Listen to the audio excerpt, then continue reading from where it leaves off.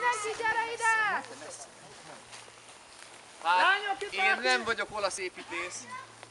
Én a Ludas Patyi vagyok. És én megígértem 3 évvel ezelőtt.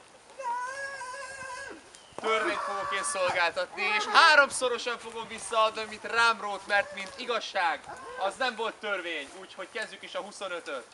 1, 2, 3, 4, 5, 6, 7, 8, 9, 10, nem hallom, 11, 12, 13, 14, 15, 16, 17, 18, 19, 20, 21, 22, 23, 24, 25.